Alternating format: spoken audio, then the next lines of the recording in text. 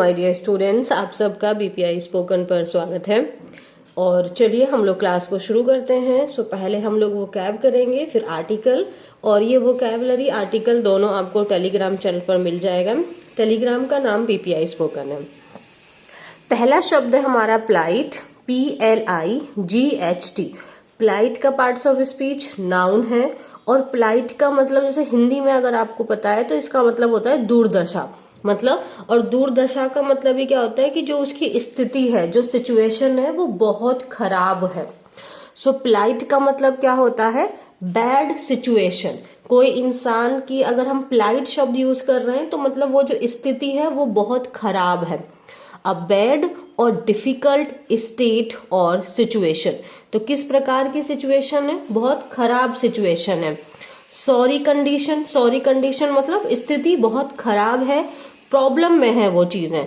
Circumstances कैसे हैं? गलत, खराब है। जैसे the plight of homeless people may be even more severe. मतलब जो स्टेट है, जो कंडीशन है, जो होमलेस लोग हैं उनकी जो कंडीशन है, उनकी जो स्थिति है वो तो और भी ज्यादा सीवियर है, और भी ज्यादा परेशान कर देने वाली है। सो प्लाइट का मतलब क्या होता है? Bad condition, in a difficult situation. ठीक है। नेक्स्ट वर्ड क्या है हमारा? प्रीवेलेंस। प्रीवेलेंस का, और ये आपका नाउन है, और प्रीवेलेंट होता PREVALENT, ये आपका एडजेक्टिव हो जाता। ठीक है। सो प्रीवेलेंस क्या है? नाउन है। प्रीवेलेंस का मतलब होता है कोई चीज जो चारों तरफ में प्रचलित है, फेमस है, कॉमन है वो चीज। क्योंकि ये नाउन है तो हम इसके सिनोनिम्स भी नाउन वाले लिखेंगे, कॉमननेस। ठीक है। अगर प्रीवेलेंट होता तो वो हो जाता कॉमन, प्रीवेलेंट होता तो कॉमन हो जाता। लेकिन क्योंकि हमने आपके प्रीवेलेंस के लिखे हैं, प्रीवेलेंस का मतलब the fact that something is very common और हैपन्स ऑफन। तो कोई चीज जो बहुत कॉमन है, बहुत प्रचलित है, या वो बहुत बार अक्सर हो रही है। यूनिवर्सिटी है ना, यूनिवर्सल आपका एडजेक्टिव का फॉर्म हो जाएगा। फ्रीक्वेंसी, रेगुलरिटी, ये किसके हो गए? हमारे प्रीवेलेंस के। सो प्री मतलब वो प्रीवेलेंस क्या है? वो चीज चारों तरफ फैली हुई है, वो चीज कॉमन है, बहुत आम है वो चीज। जैसे the prevalence of smoking among teenagers. तो जो टीनेजर्स हैं उनके बीच में जो स्मोकिंग है वो बहुत कॉमन है। अच्छा, अब देखो यहाँ पे हमने आर्टिकल है ना, ये आर्टिकल है हमारा, ये हमें यहाँ पे नाउन लगाना है। तो हम यहाँ पे क्या लगा सकते हैं? द फ्रीक्वेंसी, मतलब जो स्मोकिंग करने की जो फ्रीक्वेंसी है, जो कॉमननेस है, वो टीनेजर्स के बीच में बहुत कॉमन है। मतलब वो लोग बहुत अब सिगरेट कर रहे हैं, स्मोक कर रहे हैं, ये चीज नॉर्मल हो गई है। ठीक है, डन है यहाँ तक। नेक्स्ट वर्ड क्या है हमारा? क्वेंच। क्वेंच की जो पार्ट्स ऑफ स्पीच है वो वर्ब है। क्वेंच का मतलब होता है सेटिस्फाई। क्वेंच का मतलब क्या हुआ? सेटिस्फाई। क्वेंच का मतलब सेटिस्फाई। ठीक है। अब सेटिस्फाई आप अपनी फीलिंग में किसी भी तरीके से, मान लो अगर आपको प्यास लग रही है तो अपनी प्यास को सेटिस्फाई करना, टू क्वेंच योर थर्स्ट, है ना। अब अपनी प्यास को आप सेटिस्फाई कर रहे हैं, लेकिन हमारी डिजायर्स भी तो होती हैं, उसको भी तो हम सेटिस्फाई करते हैं। ठीक है, हमारी डिजायर्स भी तो हो सकती है ना। सो क्वेंच का मतलब होता है to satisfy one's feeling. Feeling में आपकी जैसे थर्स्ट हो गई, और जो रियल वाली थर्स्ट है, या आपको किसी चीज को पाने की जो आपके अंदर की जो फीलिंग है उसको सेटिस्फाई कर रहे हो आप। एक तो जैसे कि यहाँ पे देखो, her thirst for knowledge will never be quenched. इसका मतलब क्या हुआ? जो उसकी नॉलेज को प्राप्त करने की जो उसकी थर्स्ट है, जो उसकी भूख है, जो उसकी डिजायर है, वो कभी भी सेटिस्फाई नहीं हो सकती है। ठीक है ना। सो क्वेंच का मतलब क्या हो गया? आप जैसे जनरली अगर हम देखें, सच में क्वेंच मतलब जैसे शांत करना, तो प्यास को शांत करना हो गया, पानी पी के आपने, या कुछ भी लिक्विड लेके, या अपनी डिजायर्स हो गई, फीलिंग्स हो गई। और दूसरा क्वेंच का मीनिंग क्या होता है? अगर आपको रेगुलर, अगर आप क्लास फॉलो कर रहे हैं तो आप जानते होंगे पुट आउट का मतलब क्या होता है। पुट आउट ये आपका फ्रेजल वर्ब है, और पुट आउट का मतलब क्या था प्लीज बताना। यस, पुट आउट का मतलब था आग बुझाना। सो पुट आउट का मतलब क्या था? आग बुझाना, पुट आउट। सेम अब देखो, क्वेंच हो गया एक, पुट आउट हो गया दो। एक्सटिंग्विश हो गया 3, और आपको याद होगा जो हमने झांसी वाला केस पढ़ा था उसमें हमने डाउस पढ़ा था, डाउस हो गया 4। तो क्वेंच के दूसरा मीनिंग क्या हो गया, जैसे the flames were quenched by heavy rain, जो आग की लपटें थी वो कैसे शांत हुई, उनको कैसे बुझाया गया, जो बहुत तेज बारिश के द्वारा। तो बहुत तेज बारिश हो गई, उससे क्या हो गई, जो आग की लपटें थी वो शांत हो गई, वो बुझ गई। ठीक है। सो क्वेंच का मतलब आपका आग बुझाना भी हो गया, या अपनी प्यास को बुझाना हो गया, किसी डिजायर को सेटिस्फाई करना हो गया। ठीक है, डन है यहां तक। सो पुट आउट याद रखना है, ये फ्रेजल वर्ब है, इसका मतलब होता है अब आग बुझाना, एक्सटिंग्विश और douse and quench. Is it clear? देखो एक चीज ना ध्यान रखनी है, हमें धीरे धीरे पढ़ना है, आराम से, बहुत जल्दबाजी में हम नहीं करेंगे। डन है, आगे करें। Twilight stage, Twilight years. तो ट्विलाइट का मतलब क्या हो जाता है, ऐसी जैसे अगर हम कह रहे हैं ये जो चीज है ना ये अपने ट्विलाइट स्टेज पर है, तो इसका मतलब वो अपने फाइनल स्टेज पर है।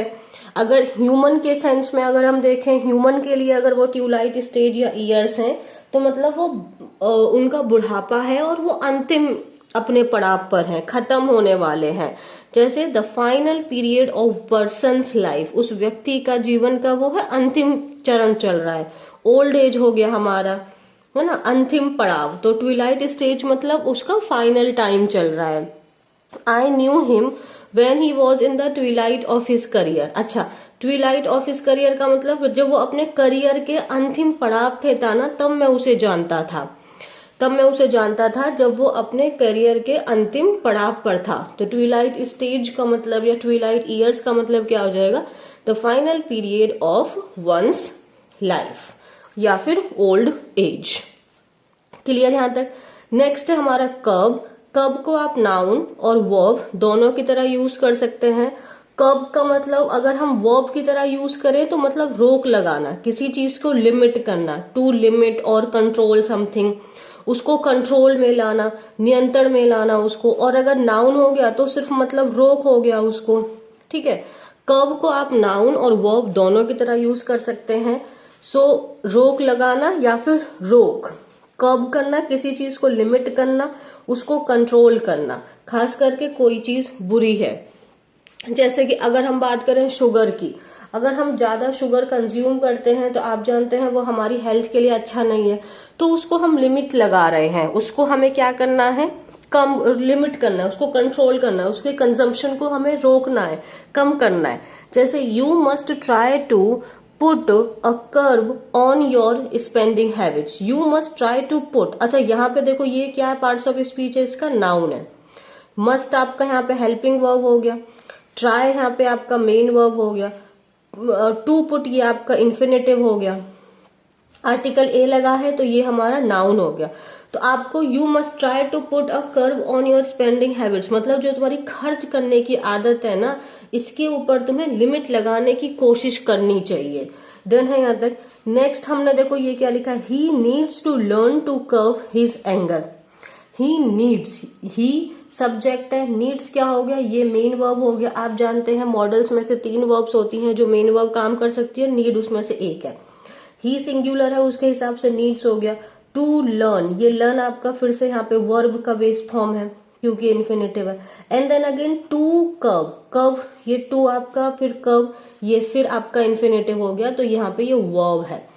He needs to learn to curb his anger मतलब he needs to learn to limit his anger, to control his anger, कि उसको सीखना होगा अपने एंगर के ऊपर कंट्रोल करना, ये चीज उसको सीखनी होगी। ठीक है, सो यहाँ पे टू कंट्रोल हो गया और यहाँ पे सिर्फ कंट्रोल हो गया। जैसे you must try to put a control on your spending habits. यहाँ तक समझ में आया? नेक्स्ट है हमारा डिस्क्रिपेंसी। डिस्क्रिपेंसी का मतलब ये होता है अंतर, है ना। दो चीजें हैं वो सेम होनी चाहिए थी बट उनके बीच में क्या है, डिफरेंस है। So a difference between two things that should be same, वो चीजें एक जैसी होनी चाहिए थी अकॉर्डिंगली, लेकिन वो एक जैसी नहीं है, उनके बीच में डिफरेंस है, वो चीजें एक दूसरे से मिसमैच है, उनके बीच में वेरिएशन है, डिस्पैरिटी है, इक्वालिटी नहीं है, सेम सेम नहीं है। जैसे there is a discrepancy between your account and his. अच्छा, मान लो कि दो लोग हैं जो सेम ही अकाउंट को मैनेज कर रहे हैं, तो एक मान लो ए है और बी है, तो अगर यहाँ पे हम सेम ही चीज को मैनेज कर रहे हैं, सेम ही चीज का अगर हम रिकॉर्ड रख रहे हैं, तो दोनों का अकाउंट का जो वो है वो सेम होना चाहिए था। लेकिन उसके बीच में क्या है, डिस्क्रिपेंसी है, मतलब डिफरेंस है, मिसमैच है, उसमें वेरिएशन है। मान लो ए ने जो खर्चा दिखाया है वो 13,000 का है और बी ने जो खर्चा दिखाया है मान लो वो 18,000 का है। तो जब आपका सब सामान एक जैसा आ रहा है, सामान एक जैसा बाहर जा रहा है, इक्वल वैल्यूज में हमने चीजें खरीदी हैं, तो ये अमाउंट में आपके डिस्क्रिपेंसी कैसे हो सकती है? That should be same. ठीक है, सो यहाँ पे क्या बोला है, देयर इज अ डिफरेंस, अलग अलग अंतर है तुम्हारे अकाउंट में और उसके अकाउंट में। चलो अब मुझे ना एक चीज मैं आपको होमवर्क में देती हूँ, ये जो हिज लगाया है इसका पार्ट्स ऑफ स्पीच आप मुझे बताइए। डन है ना, इस हिज का पार्ट्स ऑफ स्पीच आप मुझे बताइए।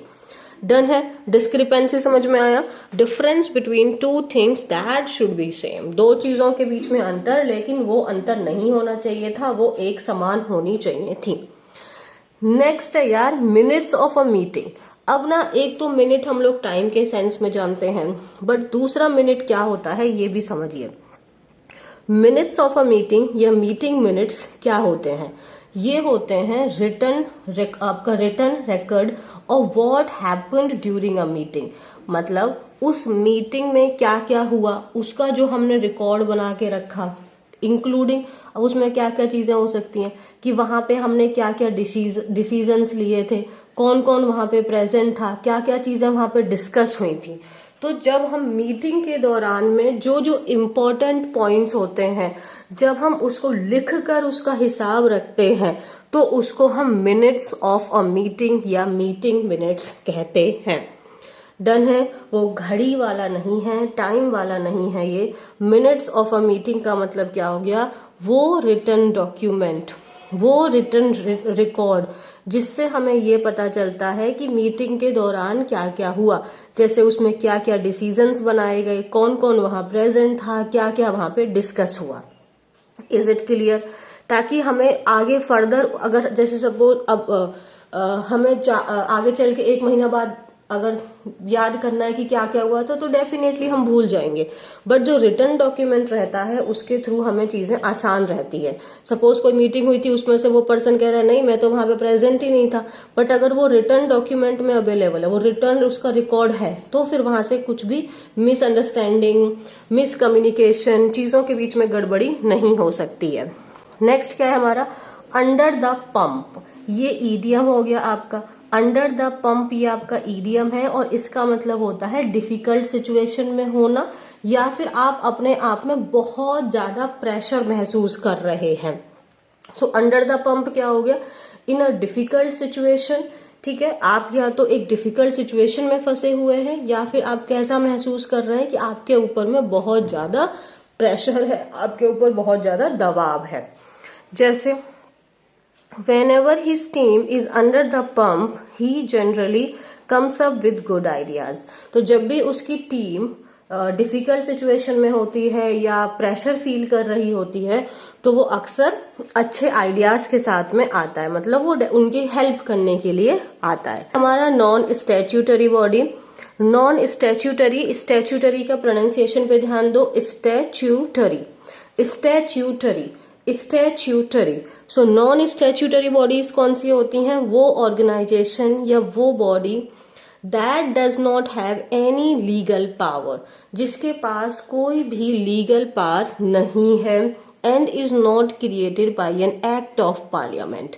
तो ऐसी चीज जिसके पास लीगल पावर नहीं है किसी को सम्मन करने का या कोई भी एक्शन लेने का, उस तरीके की ऑर्गेनाइजेशन को, उस तरीके की बॉडी को हम नॉन स्टैट्यूटरी बॉडी कहते हैं।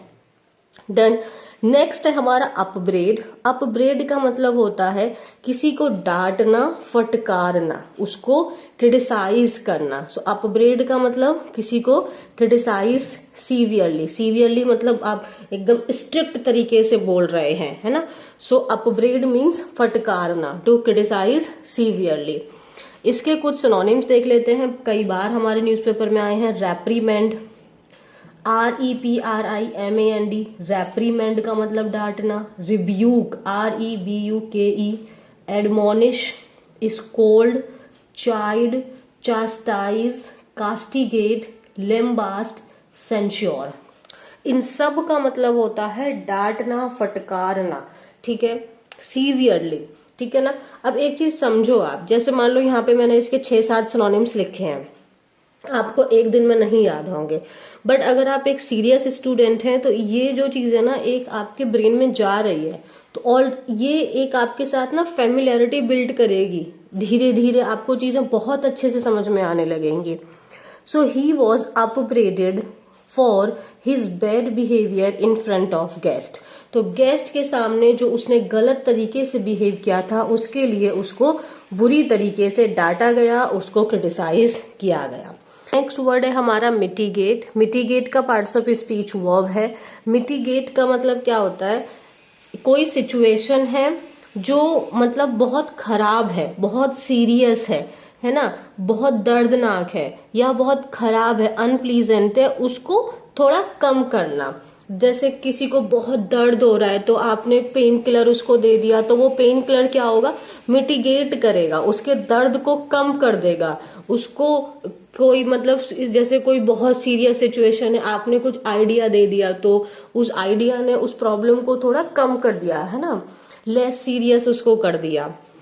तो किसी चीज को, किसी के दर्द को, किसी प्रॉब्लम को कम करना, उसको शांत करना, रिलैक्स करना, ये कुछ इसके सिनोनिम्स हैं। एलिविएट, एलिविएट मतलब शांत करना, रिलैक्स करना।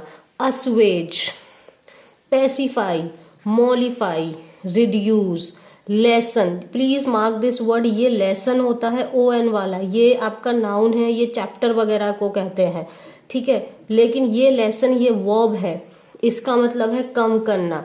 नेक्स्ट है अटेन्युएट, एले, पैलिएट, सूद, रिलैक्स, काम, ये कुछ इसके सिनोनिम्स हैं। सो मिटिगेट करना मतलब किसी को शांत करना, रिलैक्स करना, उस प्रॉब्लम को कम करना।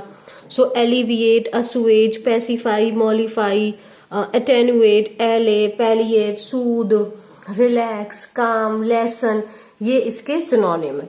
जैसे she was trying her best to mitigate his pain, तो वो अपनी तरफ से बेस्ट दे रही थी कि वो उसके दर्द को कम कर सके, उसके दर्द को लेस कर सके।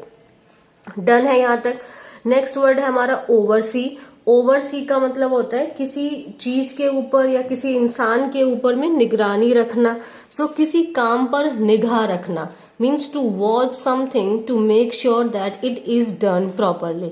तो आप उसके ऊपर, आप उसको सुपरवाइज कर रहे हैं, आप उसको देख रहे हैं कि वो काम आपका ध्यान से हो, ठीक से हो। So to watch something to make sure that it is done properly, उसको सुपरवाइज करना, keep an eye on, direct कर रहे हो कि काम ध्यान से करो, है ना, उसको कंट्रोल कर रहे हो या लुक आफ्टर।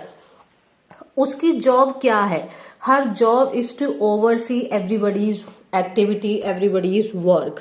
तो उसकी जो जॉब है वो यही है कि वो जो बाकी लोगों के काम है उस पर निगरानी रखे, उनको सुपरवाइज करे। तो सुपरवाइजर की जॉब वही होती है कि वो बाकी लोगों के काम को डायरेक्ट करे, उन्हें उन पे निगाह रखे, उनके काम को चेक करते रहे। थर्ड है हमारा कॉज, COARSE, ये एडजेक्टिव है। इसका मीनिंग अगर जैसे हम किसी सरफेस वगैरह को कॉज कह रहे हैं तो वो बहुत रफ है, स्मूथ नहीं है या सॉफ्ट नहीं है, ठीक है, और not in very small pieces, ठीक है। अगर हम किसी पर्सन के बिहेवियर को या उसकी किसी चीज को कॉज कह रहे हैं तो मतलब वो बहुत रूड है और इस तरीके से है जो लोगों को ऑफेंड कर देगी, उनको गुस्सा दिला देगी। जैसे हर जोक्स वर कॉर्स, कि जो उसके जोक्स थे ना वो अच्छे नहीं थे, वो गलत थे, वो ऑफेंड कर देने वाले थे, ठीक है। And the surface was coarse का मतलब the surface was rough. Is it done? तो इसके साथ में हमारी वोकैबुलरी कंप्लीट हुई। अब हम लोग फटाफट से आर्टिकल पढ़ते हैं। हमारा आज का आर्टिकल क्या है, on stubble burning. Stubble burning आपका जो आपकी पेड़ी वगैरह होती है उसको जला देते हैं और वो उस जो डेटा है, जो सैटेलाइट के आपके जो सैटेलाइट उसको कलेक्ट कर रहा है, क्या वो सही है, उसमें क्या प्रॉब्लम्स हैं, उस चीज के बारे में आज हम डिटेल में रीड करेंगे। So on stubble burning and satellite data. So let's read it out. The story so far, कि मतलब अभी तक क्या हुआ है हम ये देखते हैं। The air quality in the national capital has been struggling to recover from the lows to which it dropped right after Deepavali, despite the implementation of GRAP Stage 4 measures. The air quality, जो air quality है कहाँ पे, national capital में। अब जो इन है ये आपका है प्रेपोजिशन, ठीक है। नेशनल कैपिटल, कैपिटल क्या हो गया आपका, नेशनल क्या है ये एडजेक्टिव है, कैपिटल क्या है ये आपका नाउन है। डन है, ये प्रेपोजिशन है तो प्रेपोजिशन का ऑब्जेक्ट हो गया, यहां तक इसको काट दो। So the air quality has been struggling, subject कौन है, क्वालिटी, सिंगुलर सब्जेक्ट है, वर्ब कौन है, हैज। डन है, कहाँ की एयर क्वालिटी, नेशनल कैपिटल की, मतलब दिल्ली की। सो जो एयर क्वालिटी है नेशनल कैपिटल की, हैज बीन स्ट्रगलिंग, वो क्या कर रही है, स्ट्रगल कर रही है। टू रिकवर, क्या होने में, रिकवर होने में, from the lows to which it dropped right after Deepavali, कि जो एकदम बहुत गंदी तरीके से जो इसमें गिरावट आई है, जो इसका एयर क्वालिटी है वो एकदम खराब हो गई है। सो दीपावली के तुरंत बाद से ही जो इसमें गिरावट आई है, despite the implementation of GRAP stage 4 measures. Despite मतलब के बावजूद, डिस्पाइट के साथ में हम लोग ऑफ नहीं लगाते हैं, ठीक है। इन स्पाइट के साथ में हम लोग ऑफ लगाते हैं। इन दोनों का मतलब ही होता है के बावजूद। ये दोनों जो हैं ये आपके प्रेपोजिशन है। डन है ना। So despite the implementation of GRAP stage 4 measures, ये क्या है, ये आपके मतलब तरीके हैं जिससे, जैसे आपके कंस्ट्रक्शन के ऊपर में बैन लगा दिया है, व्हीकल्स के ऊपर में बैन लगा दिया, या जैसे स्कूल में स्कूल्स को रीओपन करने से बैन लगा दिया है, तो ये एक आपका तरीका है। तो यहाँ पे देखो एक बार पूरा देखें। जो एयर क्वालिटी है नेशनल कैपिटल में वो स्ट्रगल कर रही है कि वो रिकवर कर सके। जो दिवाली के बाद ही उसमें गिरावट आ गई थी, वहां से रिकवर करने में वो अभी क्या है, स्ट्रगल कर रही है। बहुत सारे GRAP मतलब इस तरीके के बहुत सारी चीजों के ऊपर बैन लगाने के बावजूद भी, इम्प्लीमेंटेशन मतलब उस चीज को कर देना, इम्प्लीमेंट कर दिया मतलब आपने उस काम को एग्जीक्यूट कर दिया। तो बैन, जैसे आपके कंस्ट्रक्शन के ऊपर में बैन लगा दिया, और अदर एक्टिविटीज जो आपकी पॉल्यूशन क्रिएट करती हैं उन पे बैन लगाने के बावजूद भी जो आपकी एयर क्वालिटी है वो नॉर्मल होने के लिए मतलब नॉर्मल होने के लिए स्ट्रगल कर रही है। The active intervention of supreme court, stop gap measures. यार अब तो आपको पता होना चाहिए स्टॉप गैप मेजर्स क्या होते हैं। स्टॉप गैप मेजर्स होते हैं टेम्पररी मेजर्स, ठीक है, परमानेंट मेजर्स नहीं होते, टेम्पररी मेजर्स होते हैं बाय द दिल्ली गवर्नमेंट। तो अब इवन आपके लगातार आपका जो है सुप्रीम कोर्ट इसमें इंटरवेंशन कर रहा है, मतलब वो अपना हस्तक्षेप कर रहे हैं कि आप क्या कर रहे हैं, कैसे कर रहे हैं, और टेम्पररी सॉल्यूशंस भी लिए जा रहे हैं दिल्ली गवर्नमेंट के। इन सब के बावजूद भी जो दिल्ली की जो एयर क्वालिटी है वो स्ट्रगल कर रही है नॉर्मल होने में। Many fingers are currently pointed at the farm fires in the surrounding states. So बहुत सारी उंगलियां उठ रही हैं, मतलब बहुत सारे लोग, बहुत सारी जो प्रॉब्लम्स हैं वो डायरेक्ट इसके ऊपर उठाई जा रही हैं कि जो फार्म फायर्स हैं आसपास के, जैसे आपका पंजाब हो गया, हरियाणा हो गया, यूपी हो गया, कि इनके वहां पे जो है वो खेती को जलाया जा रहा है, जो रेसिड्यू है उसको जलाया जा रहा है। इसकी वजह से पॉल्यूशन हो रहा है, एयर क्वालिटी में गिरावट आ रही है। इस बात के ऊपर में उंगलियां उठ रही हैं। Where farmers are burning paddy stubble in time for the wheat sowing season. अब जानते हैं, अब आपका सर्दियों में आपकी वीट लगाने का टाइम आ चुका है। तो जो आपका जो जून से लेके, जून या जुलाई से जो आपका खरीफ सीजन जहां पे आपकी पेड़ी वगैरह लगाया जाता है उसको निकाल के और जो उसका रेसिड्यू है उसको जला रहे हैं, ताकि वहां पे अब जो वीट सीजन है उसको यूज किया जाए। while these fires are not solely responsible for Delhi's plight. Solely, SOLELY, इसका मतलब हुआ ओनली, ठीक है। तो लेकिन यार ये जो सिर्फ ये जो आग जो हम कह रहे हैं सिर्फ यही एक रिस्पॉन्सिबल नहीं है दिल्ली की सिचुएशन को लेके, ठीक है, और भी अदर चीजें हैं, लेकिन बातें किस पे आ रही हैं, सिर्फ और सिर्फ स्टबल बर्निंग को ही मेन मुद्दा बनाया हुआ है, लेकिन सिर्फ अकेला यही एक रिस्पॉन्सिबल नहीं है, और भी चीजें हैं। A controversy over measuring their prevalence illustrate the amount of attention they are receiving. अब कि स्टबल बर्निंग को लेके क्या क्या तरीके लिए जा रहे हैं, और उसको ये इतनी कॉमननेस, ठीक है, इल्यूस्ट्रेट करना मतलब किसी चीज को शो करना, इल्यूस्ट्रेट करना उसको डिस्प्ले करना। तो इसकी जो कंट्रोवर्सीज हैं, इसके ऊपर जो विवाद हो रहे हैं, इसकी कि किस तरह इतना ज्यादा इसको इस्तेमाल हो रहा है, वो क्या चीज को शो कर रहा है कि ये जो टॉपिक है वो कितना ज्यादा लोगों की अटेंशन अपनी तरफ खींच रहा है।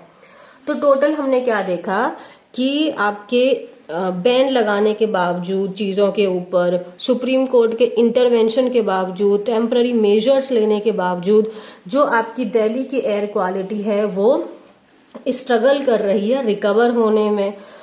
इसी अब जो एयर क्वालिटी में जो गिरावट आई है उसके लिए डायरेक्ट उंगलियां किस चीज पे उठाई जा रही हैं कि जो आसपास के स्टेट्स हैं वो अपनी स्टबल बर्निंग कर रहे हैं, लेकिन स्टबल बर्निंग ही सिर्फ एक अकेला रिस्पॉन्सिबल नहीं है दिल्ली की सिचुएशन को लेकर। यहां तक डन है, ये हमने अभी पढ़ा है। तो आगे क्या है, how are the fires counted, कि जो फायर है, जो आग लग रही है उसको कैसे मेजर कर रहे हैं, उसको कैसे काउंट कर रहे हैं। Let's see, farmers in Punjab and Haryana sow rice in the kharif season and harvest it in November.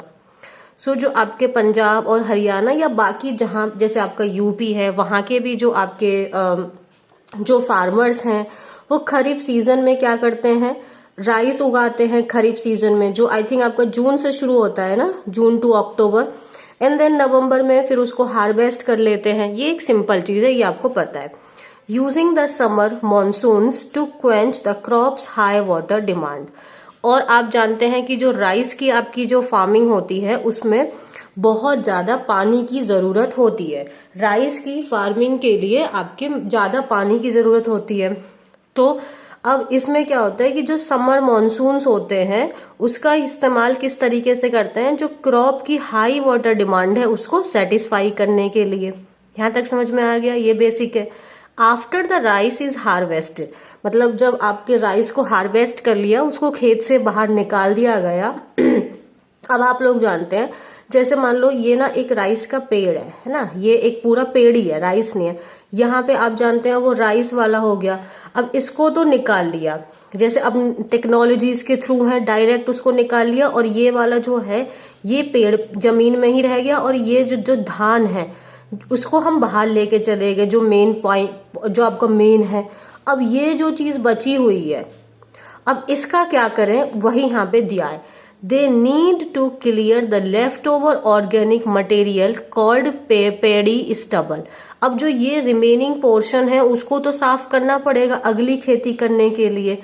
They need to clear, उसको साफ करने की जरूरत है। किस चीज को, जो अब जो ये जो रेसिड्यू बचा हुआ है, in order to make way for the next sowing season, ताकि वो अब अगले जो उपजाऊ सीजन है, अगला जो अपना बोने वाला सीजन है उसमें बो सके। अब जो वीट हमें लगाना है, अब for reasons to time and cost, समय की बचत होगी, पैसा बचेगा, डायरेक्ट आग लगा दो तो आपको कुछ एक्स्ट्रा खर्चा नहीं करना पड़ेगा। They have traditionally preferred to burn the stubble. अब जो ये रिमेनिंग पोर्शन है, जो धान को लेके चले गए, जो राइस को लेके चले गए, अब ट्रेडिशनली क्या चीज प्रीफर करते हैं कि जो स्टबल है, जो आपकी या किसी पराली बोलते हैं, क्या बोलते हैं हिंदी में याद नहीं आ रहा है मुझे, उसको जला देते हैं, ठीक है। But thanks to the winds at this time of the year over national capital region, the toxic particulate matter from the fires is floated to and hangs over New Delhi, dragging its air quality down. लेकिन जो इस समय की जो आपकी हवा होती है वो क्या होती है, एट दिस टाइम, जो the wind at this time of the year over the national capital region. अब ये जो आप जानते हैं जो जलाया है उसमें से जो पार्टिकुलेट्स निकले हैं वो क्या होते हैं, वो आपके ट्रैवल करके आपके दिल्ली में आ जाते हैं, उसके आसपास के एरिया में आ जाते हैं और फिर वहीं पे वो सस्पेंड हो जाते हैं, मतलब वो ऊपर ही रुक जाते हैं, वो सेटल डाउन नहीं होते हैं, जिसकी वजह से क्या होता है, जो आपकी एयर क्वालिटी है वो खराब हो जाती है। यहां तक क्लियर है? Because of large area over which farmers light the fires, officials have said satellites are the best way to track the fires. क्योंकि देखो अब बहुत, जब एरिया तो बहुत बड़ा है ना, तो आग जो लगाई जाती है वो एक बहुत बड़े एरिया पे लगाई जाती है। तो ऑफिशियल्स का क्या कहना है कि सैटेलाइट्स एक सबसे अच्छा तरीका है इस आग को ट्रैक डाउन करने का कि कौन किस एरिया में लगाई जा रही है। ठीक है। अब आप सोचेंगे, देखो ये बिकॉज ऑफ क्या है, बिकॉज ऑफ आपका प्रेपोजिशन है, तो द लार्ज एरिया ये इसका ऑब्जेक्ट हो गया, over which farmers light the fire ये एक ऑब्जेक्ट हो गया, सब्जेक्ट यहाँ पे ऑफिशियल्स, ऑफिशियल्स प्लूरल है इसलिए यहाँ पे हैव सेड यहाँ पे लगा दिया, हैव हेल्पिंग वर्ब, सेड आपका मेन वर्ब। डन है। सैटेलाइट्स दूसरा सब्जेक्ट हो गया, आर इसका वर्ब हो गई। The Indian government currently procures this data from 2 NASA satellites called Aqua and suomi NPP। अब जो इंडियन गवर्नमेंट है वो अभी जो ये कौन सी 2 सैटेलाइट्स हैं, कहाँ से वो डेटा ले रहे हैं, प्रोक्योर करना मतलब किसी चीज को प्राप्त करना, उसको ओब्टेन करना। प्रोक्योर करना मीन्स किसी चीज को प्राप्त करना, उसको ओब्टेन करना। सो जो इंडियन गवर्नमेंट है वो 2 नासा की सैटेलाइट्स हैं, इनका नाम एक्वा एंड suomi NPP है, इनसे इंफॉर्मेशन लेते हैं, यहां से वो इंफॉर्मेशन कलेक्ट कर रहे हैं। नासा ने जो आपका एक्वा को लॉन्च किया था वो 202 में किया था, 2002 में, and it is currently in the Twilight stage of its design life span. जो अब ये जो आपकी एक्वा है इसको 2002 में लॉन्च किया गया था और अभी ये अपने लाइफ के कौन से स्टेज पे चल रही है, ट्विलाइट स्टेज पे। ट्विलाइट स्टेज का मतलब कौन सा हो गया, फाइनल स्टेज। ठीक है, अपने अंतिम पड़ाव पे है ये। Its moderate resolution imaging spectrodiometer instrument was built to track changes in the lower atmosphere, especially over land through time. अब इसके बारे में बताया गया है एक्वा के बारे में कि इसकी जो आपकी इसको क्या बोलेंगे, मोडीज जो है ये किस लिए बनाया गया था, ताकि वो ट्रैक कर सके जो भी आपके एटमॉस्फेयर में जो चेंजेस हो रहे हैं। आई थिंक ये स्ट्रेटोस्फेयर के चेंजेस को मेजर करते हैं, I might be wrong. Specially land हो गया थ्रू टाइम, तो टाइम के थ्रू ये जैसे आपके जो रिवॉल्व करते हैं तो उसमें उसको मेजर कर सकें कि क्या क्या बदलाव हो रहे हैं हमारे लोअर एटमॉस्फेयर में। ठीक है। Modi's technical successor is the visible infrared imaging radiometer shoot, आपका VIIRS। सो अब ये जो आपका मोडीज का टेक्निकल आपका सक्सेसर, अब इसके बाद में जो आ रहा है वो ये है आपका। ठीक है, और ये कौन है आपका, सुमोई NPP, which NASA launched in 2011, मतलब 2011। और आपकी जो एक्वा है उसको 2002 में लॉन्च किया था और आपका जो suomi NPP है इसको 2011 में लॉन्च किया था। ये आपके मोडीज का सक्सेसर है। दोनों ही सैटेलाइट्स जो हैं are part of NASA's Earth observing system. ये दोनों ही सैटेलाइट आपकी नासा के द्वारा है और वो किस चीज का है, अर्थ ऑब्जर्विंग सिस्टम का एक पार्ट है। इसी से आपका जो इंडिया है वो भी जो भी उनको डेटा लेना होता है इन्हीं दोनों सैटेलाइट से लेते हैं। ठीक है, अब अगर हम इंडिया के इसमें टाइम देखें कि वो किस टाइम पे हमारे यहाँ से ओवरपास करके जाती है, so Aqua and suomi NPP overpass at each location happens at 1:30 PM local time in the day and 1:30 AM local time at night। अब ये दोनों जो हैं वो अराउंड 1:30 बजे के करीब में हमारे जो आपका हमारा जो एरिया है वहां से पास करके जाती हैं। डन है जी। अब एक चीज आप देखोगे, इन द डे, ठीक है, बट एट नाइट जैसे हम ना इन लगाते हैं तो हम फिर आर्टिकल दा लगा देते हैं। जैसे I meet you in the morning, in the morning, morning duration है, ड्यूरेशन के साथ हमने इन लगाया, फिर हम आर्टिकल दा लगाते हैं। बट जब हम एट लगाते हैं तो हम वहां पे फिर आर्टिकल दा नहीं लगाते। जैसे एट सनसेट, सनसेट आपका एक एग्जैक्ट टाइम हो गया, तो फिर हमें बीच में आर्टिकल लगाने की जरूरत नहीं है, वो ऑलरेडी डेफिनेट है। Their MODIs and various instruments collect visible and infrared images of the earth at around these intervals. अब ये जो आपकी जो ये इंस्ट्रूमेंट्स हैं ये क्या करते हैं, विजिबल और इंफ्रारेड इमेजेस को कलेक्ट करते हैं अर्थ की इस समय पे, and they are capable of spotting fires and smoke in small window centred on the overpass time. और मतलब ये इनकी जो रेज होती हैं, इनकी जो इमेजेस होती हैं वो बहुत क्लियर होती हैं, इसीलिए ये इस जो भी आपका स्पॉट कर पाती हैं फायर और स्मोक को। ठीक है, अब यहाँ पे देखो क्या है, ozone mapping and profile shoot on board Suomi NPP can also identified aerosol loads in the atmosphere. अब ये इसके बारे में एक और फीचर बताया गया है, OMPS। OMPS इंस्ट्रूमेंट ये आपका जो Suomi NPP है, इसका मतलब है कि ये ओजोन को बता पाते हैं कि ओजोन कहाँ पे है, उसके डिस्ट्रीब्यूशन को, और कहाँ पे वो डिप्लीशन हो रहा है, कहाँ पे वो डैमेज हो सकता है, कहाँ पे डेंजर है। तो इसलिए इसका क्या है, OMPS, ozone mapping and profile shoot. और ये और क्या आइडेंटिफाई कर सकता है, एरोसोल लोड। एरोसोल क्या होता है, वो आपके पार्टिकल्स जो हमारी एयर में सस्पेंडेड है। ठीक है, अब वो सॉलिड या लिक्विड फॉर्म में हो सकते हैं, which is useful to track smoke and fire, smoke from fires and their eventual contribution to air pollution. Now आपको लग रहा होगा सब कुछ तो सही है, इंडिया जो है वो सैटेलाइट्स का इस्तेमाल कर रही है डेटा को कलेक्ट करने के लिए, इतने अच्छे से 2 सैटेलाइट्स हैं, कंप्लीट डेटा प्रोवाइड कर रही है, then what is the problem? Now what is the controversy, what is the problem? So now let's read it. On October 2 एक सीनियर साइंटिस्ट हैं आपके नासा के, है ना, गोडार्ड स्पेस फ्लाइट सेंटर, उनका नाम क्या है, हिरन जेतबा। उन्होंने ट्विटर पे क्या लिखा, that there were 40% fewer farm fires than predicted in 2023 and expressed hope for the trend to continue this year। मतलब उन्होंने क्या लिखा 2 अक्टूबर को कि इस साल जो है वो 40% कम फार्म फायर्स हुई हैं, 40% लोगों ने कम जलाया है 2000 जितना आपके 2023 में प्रिडिक्ट किया था। ठीक है, तो जो प्रिडिक्शन उन्होंने 2023 में की थी उसके कंपैरिजन में 40% लोगों ने कम फार्म फायर किया है, और उन्होंने ऐसी अपनी उम्मीद जताई कि ये ट्रेंड इस साल आगे कंटिन्यू रहेगा।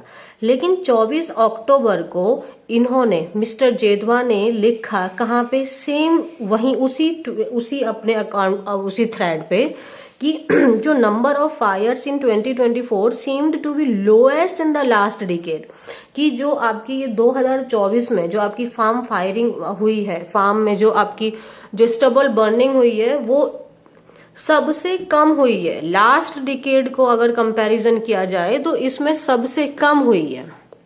ठीक है, फिर आगे लिखा, या तो आइदर, मतलब 2 ऑप्शंस के बारे में हम बोल रहे हैं, या तो ये, या तो ground efforts to curb residue burning appear to be working, या तो ये चांस है कि जो तरीके हैं, है ना, रेसिड्यू बर्निंग को लेके वो लोग लिमिट कर रहे हैं, उसको कंट्रोल कर रहे हैं, या तो ये काम कर रहा है, या फिर जो बर्निंग एक्टिविटीज हैं taking place after satellite overpass time, या तो ये है कि वो रियल में ऐसा हो रहा है कि सच में लोग इसको कंट्रोल कर रहे हैं, या फिर जो जलाने के जो ये काम है, जो बर्निंग एक्टिविटीज हैं वो उस समय की जा रही हैं जब आपका सैटेलाइट वहां से पास कर जाता है।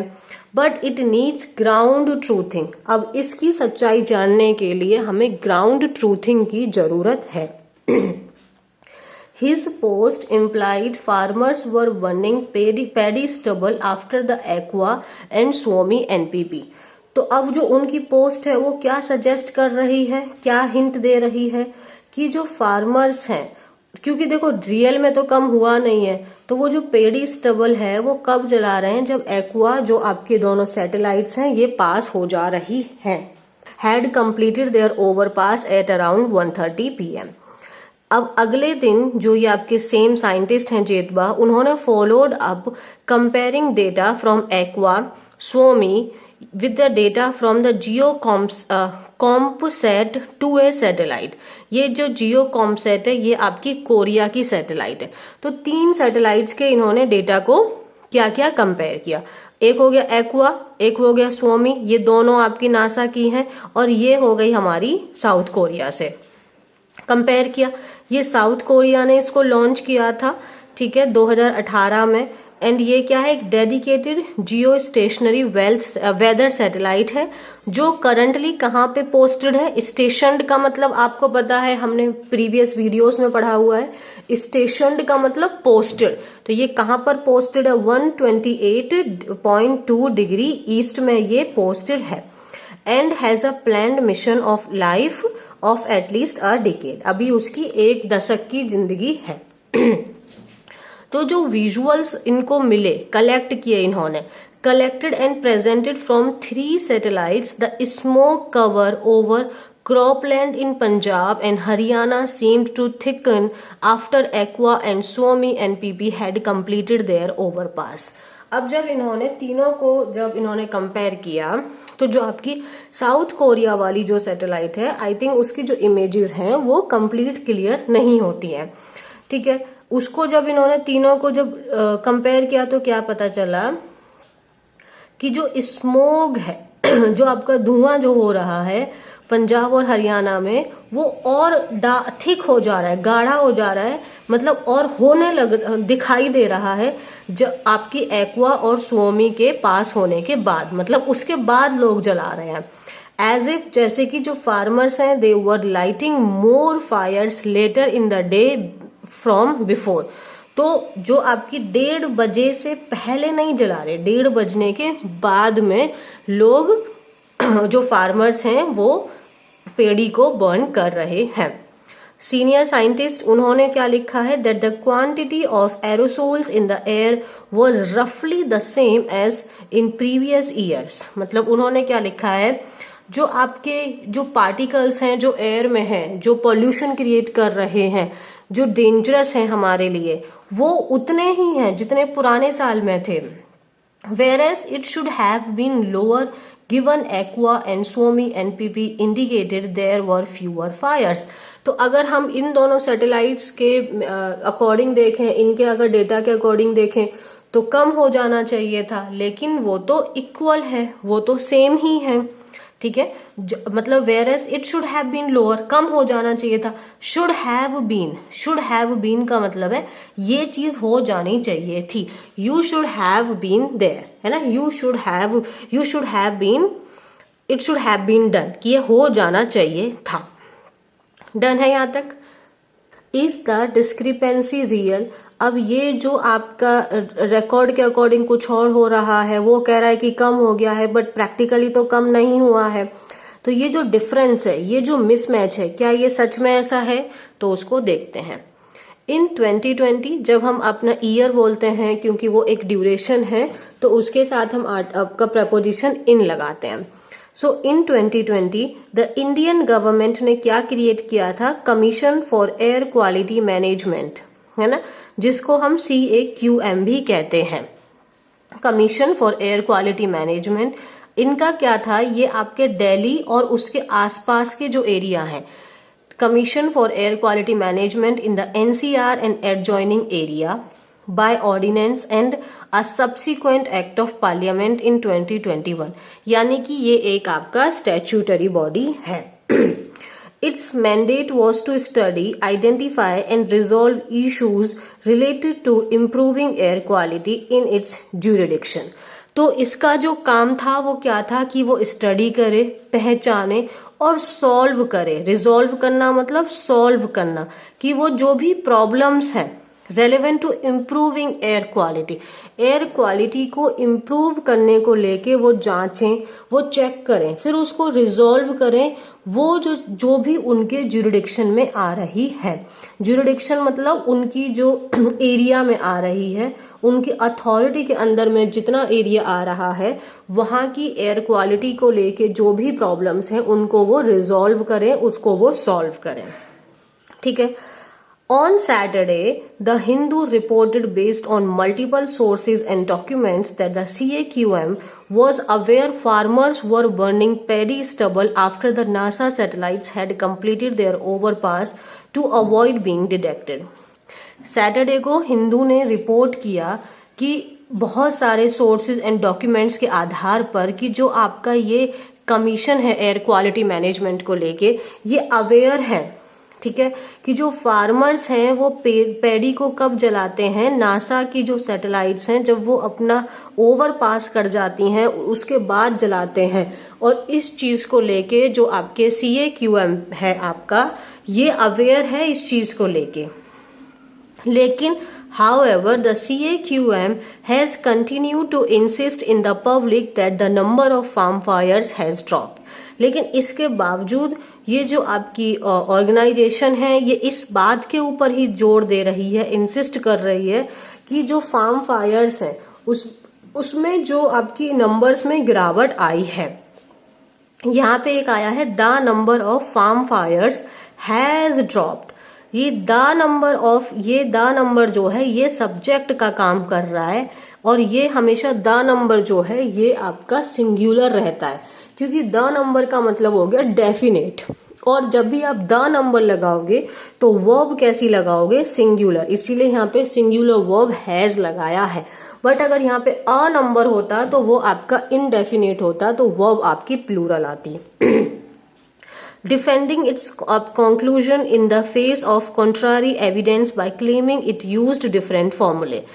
डिफेंडिंग अपने वो जो कंक्लूजन है कि उन्होंने ये बोला कि फार्म फायर्स में गिरावट आई है, लेकिन जो एविडेंस है, जो सबूत है, जो रियलिटी है वो तो कॉन्ट्रारी है, वो तो ओपोजिट है उनके जो उन्होंने बोला है।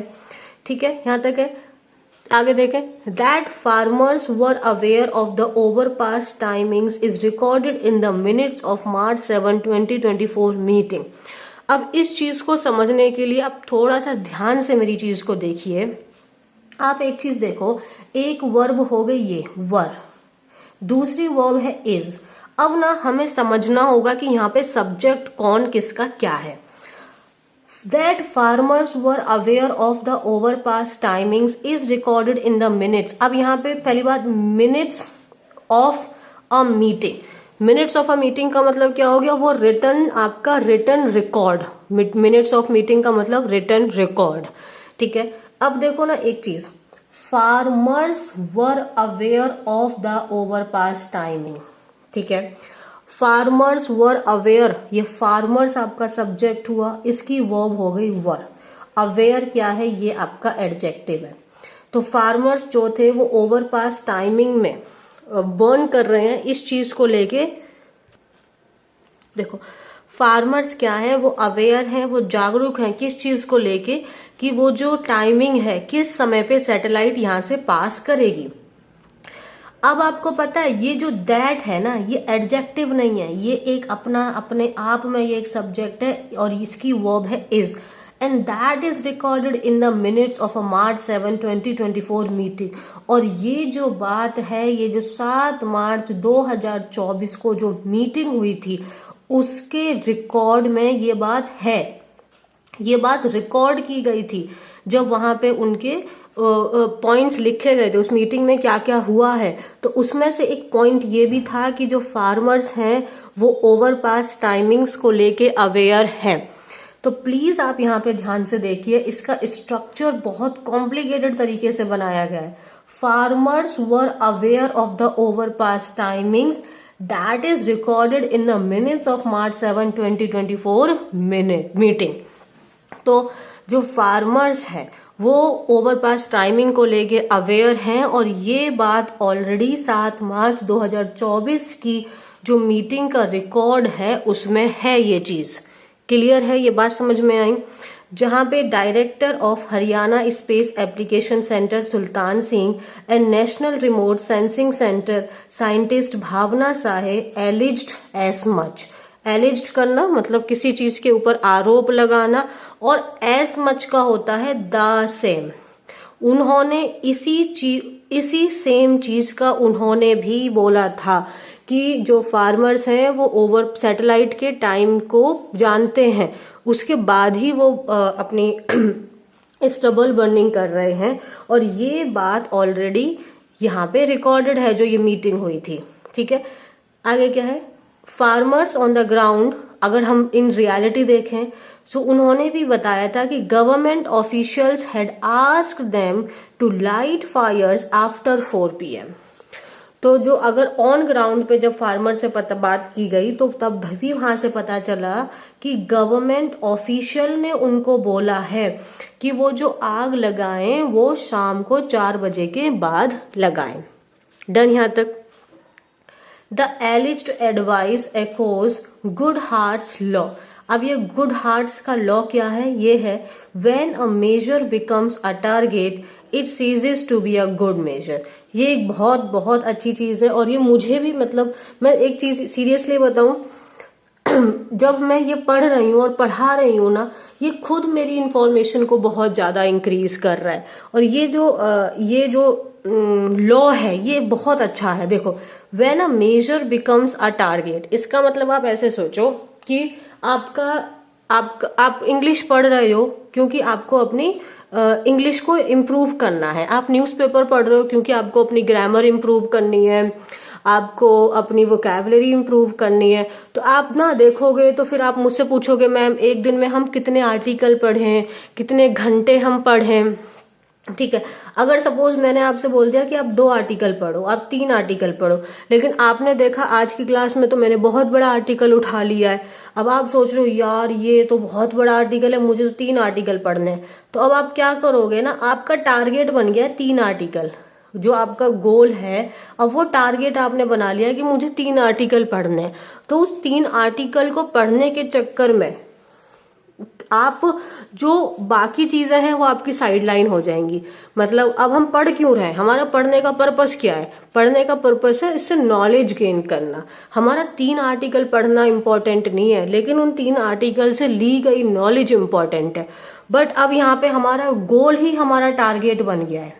ठीक है, अब वो 3 आर्टिकल को पढ़ना ही मेरा टारगेट बन गया है, तो अब वो कभी भी एक अच्छा गोल रह नहीं पाएगा। अगर मेरा गोल जो है वो सिर्फ आपको एक दिन में एक न्यूज़पेपर का आर्टिकल पढ़ाना होगा, तो आप कभी भी मेरे से जुड़ ही नहीं पाएंगे। क्यों? क्योंकि मैं सिर्फ आर्टिकल को कंप्लीट कराने के चक्कर में लगी पड़ी हूंगी, बट उससे जो मैं आपको और भी एक्स्ट्रा इन्फॉर्मेशन दे सकती हूँ वो मैं नहीं दूंगी। ठीक है, so when a measures become a target it ceases मतलब it stops to be a good measure. जब एक गोल ही हमारा टारगेट बन जाए कि मुझे बस यही करना है, तो उसके आने वाले पीरियड में जो और भी बहुत सारी चीजें हैं, जब हम उसको ओवर पार करते हुए चले जाएंगे, उसको नेग्लेक्ट करते हुए चले जाएंगे, तो वो एक अच्छा गोल रहा ही नहीं। डन।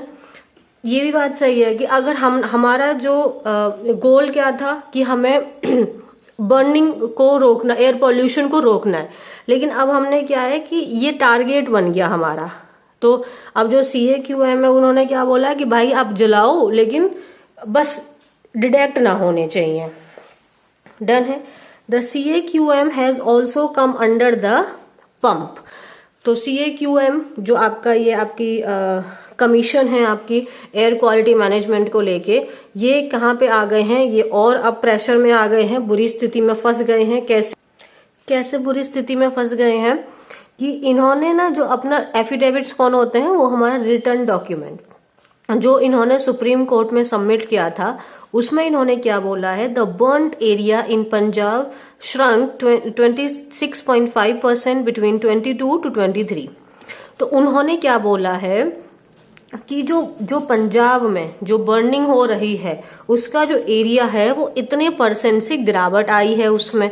अगर वेयरएस जबकि जो डेटा है जो आपके government of Punjab and Indian agriculture research institute से मिला है, वो तो ये कह रहा है कि इट इंक्रीज 24% एंड 15% रिस्पेक्टिवली।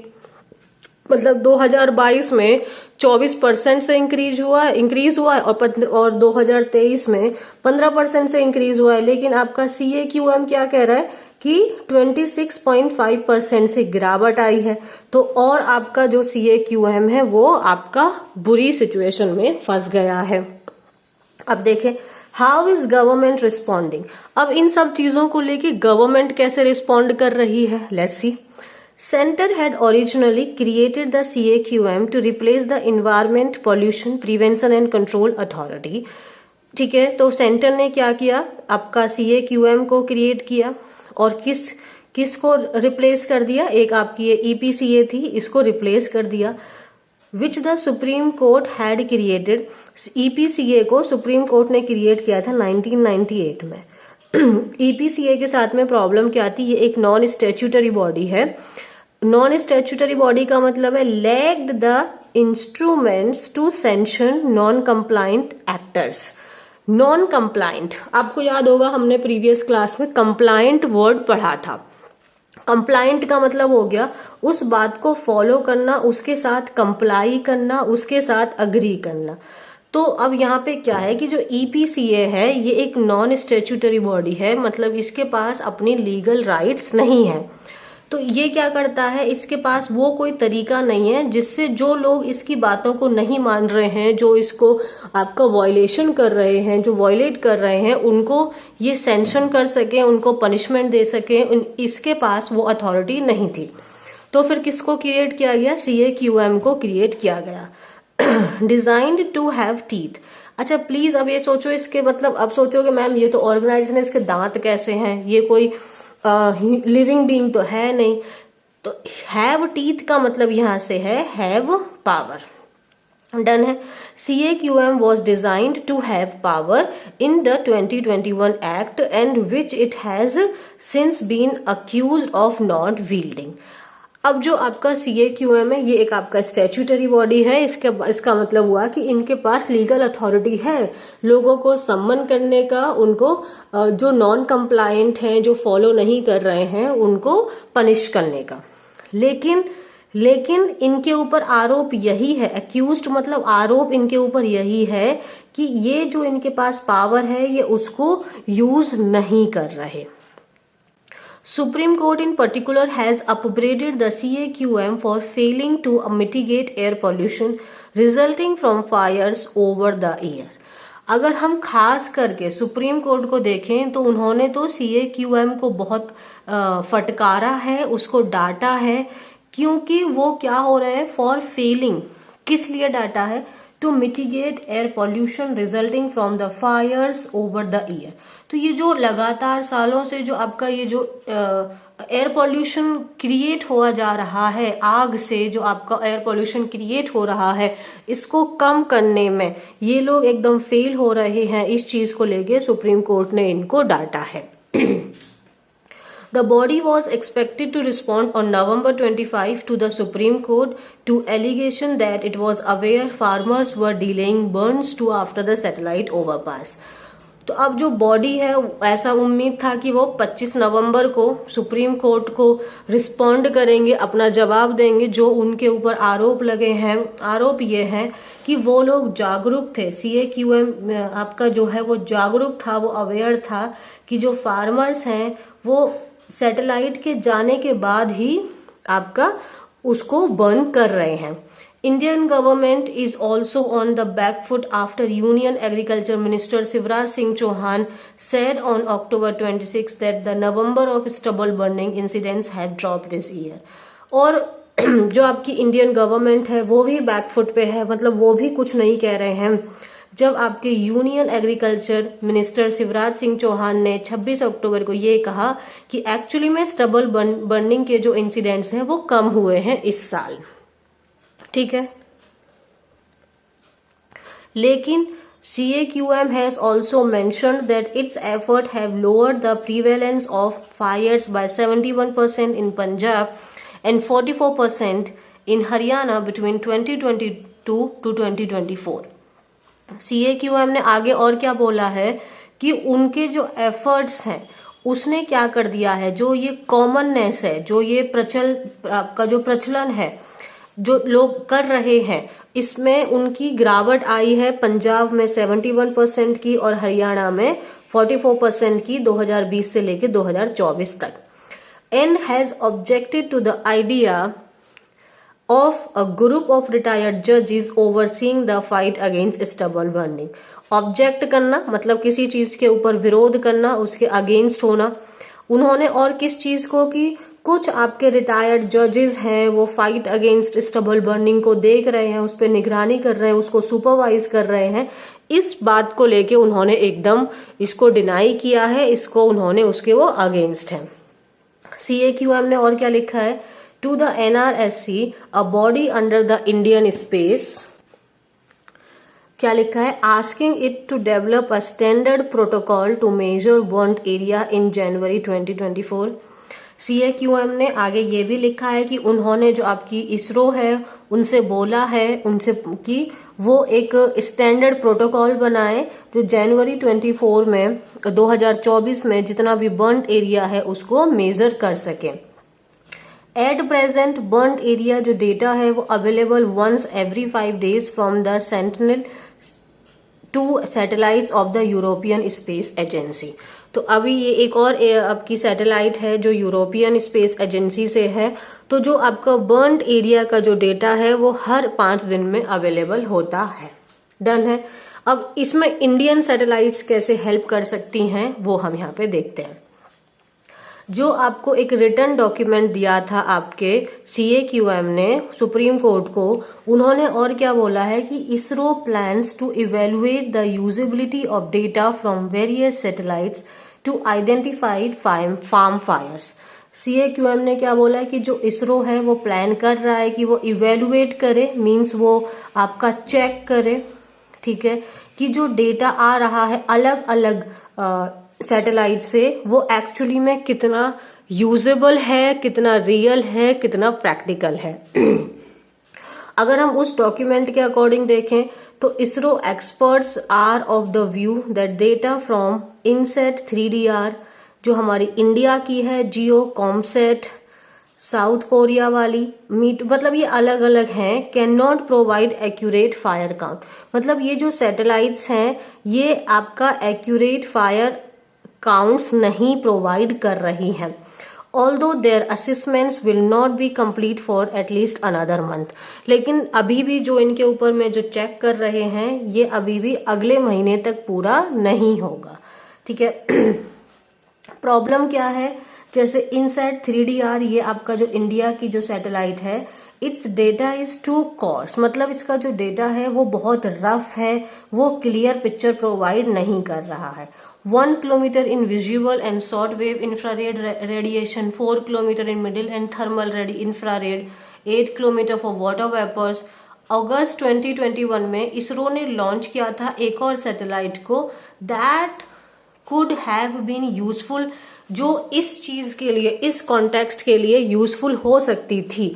लेकिन क्या हुआ, ये जो आपकी ये जो सैटेलाइट है carrying it failed after the rocket upper stage failed. एक और सैटेलाइट को 2021 में भेजा था, लेकिन वो इस चीज के लिए हेल्पफुल हो सकती थी लेकिन वो फेल हो गई, ठीक है। तो अभी जो सैटेलाइट है इंडिया वाली उसकी जो इमेजेस हैं वो क्लियर नहीं है, वो इमेजेस बहुत रफ है। ISRO also operate 3 resource set satellites जो 2003, 2011 और 2026 में उन्होंने आपकी लॉन्च की थी। ये जो है आपकी है बेटर फीचर्स, इनके पास बेटर फीचर्स हैं, अच्छे फीचर्स हैं। लेकिन जो आप जैसे ये जो सैटेलाइट्स हैं आपकी linear imaging, self scanner camera 3 and 4, both of which see in visible and near infrared radiations, ठीक है। LISS-4 has a spatial resolution of 5.8 meter, 3 has this the advanced wide field sensor camera detect similar radiation at an even lower resolution of 56 metre. मतलब अभी यहाँ तक ये है कि जो सैटेलाइट्स के थ्रू जो डेटा आ रहा है उसको अभी उसके ऊपर में काम चल रहा है, उसके ऊपर जो अभी असेसमेंट है, जो वर्क है वो चल रहा है और अभी उसमें और टाइम लगेगा कि वो कितना रियल में प्रैक्टिकल है कि नहीं है। डन। एक बार जिस्ट देख लेते हैं। जिस्ट आप लोग जानते हैं, जिस्ट का मतलब है इसका कोर क्या है जो हमने इतना बड़ा पढ़ा है, इसका हार्ट क्या है, क्रक्स क्या है, मेन पॉइंट क्या है। So because of the large area over which farmers light the fire, officials have said satellites are the best way to track the fire. तो क्योंकि जो आपके जो आग है वो एक बहुत ज्यादा एरिया में लगाई जाती है, तो ऑफिशियल्स ने क्या बोला कि अच्छा तरीका इसको ट्रैक करने का क्या है, सैटेलाइट्स। लेकिन अभी सैटेलाइट्स के ऊपर ही क्वेश्चन आ गया है। इंडियन गवर्नमेंट ने करंटली वो कहाँ से डेटा प्रोक्योर करते हैं, कहाँ से ऑब्टेन करते हैं, नासा की 2 सैटेलाइट्स से। फिर हमने इनके बारे में पढ़ा था। जो सैटेलाइट है वो जो डेटा शो कर रही हैं वो ये कर रही हैं कि there was a reduction in farm fire, कि रिडक्शन हुई है, कमी हुई है फार्म फायर्स में। जो smoke cover over cropland in Punjab and Haryana seem to thicken after the satellites had completed their overpass. लेकिन अगर बाद में जब उसको कंपेयर करके देखा गया तो जब ये दोनों सैटेलाइट्स ओवरपास हो जाती हैं, वहां से निकल जाती हैं, तो वहां पे जो स्मोक है वो और गहरा हो जाता है, मतलब थिक हो जाता है। इसका मतलब नीचे से बर्निंग हो रही है। और जो एरोसोल की जो क्वांटिटी है वो उसमें भी गिरावट नहीं आई है। इन द एयर वॉज रफली the same as the previous years, तो वो भी आपका इक्वल है। तो इसके साथ में आपके सैटेलाइट्स की यूजेबिलिटी के ऊपर में क्वेश्चंस उठ रहे हैं। जो कमीशन है of air quality management in the NCR and adjoining area, उनको क्या बोला था, they were expected to respond on November 25 to the Supreme Court to allegation that it was aware farmers were delaying farms to after the satellites overpass. और फिर हमने पढ़ा था कि CAQM के ऊपर में बहुत सारे एलिगेशंस लगाए गए हैं कि वो जागरूक है कि फार्मर्स ऐसा काम कर रहे हैं, बट उसके बाद उन्होंने कोई भी एक्शंस नहीं लिया है। और उनको 25 नवंबर को सुप्रीम कोर्ट में प्रेजेंट होना था अपनी बात को बताते हुए कि उनके ऊपर आरोप ये है। ठीक है, आप देखेंगे हमने इस क्लास को, ये बहुत लंबी क्लास रही है इसीलिए क्योंकि आप ही की डिमांड थी कि मैम क्लास की लेंथ अच्छी रखें। तो ये जो चीज है ना, ये मेरे को बहुत अच्छी इसलिए लगी क्योंकि इसमें बहुत सारा रीडिंग पोर्शन और इसके साथ में बहुत सारी हमें नॉलेज भी मिल रही है अलग अलग चीजों की। तो अगर हम रीडिंग करते हुए नॉलेज गेन करें तो सबसे बेहतरीन यही रहेगा। ठीक है, चलिए आज की क्लास को हम यहाँ पे सम अप करते हैं। आई होप आपको चीजें समझ में आई हैं, और कोई भी प्रॉब्लम है, कुछ भी मुझसे मिस हो गया है तो प्लीज आप कमेंट सेक्शन में पूछ लीजिएगा। और चैनल सब्सक्राइब नहीं किया तो please channel subscribe, video like and share करना ना भूलें। Thank you, bye bye.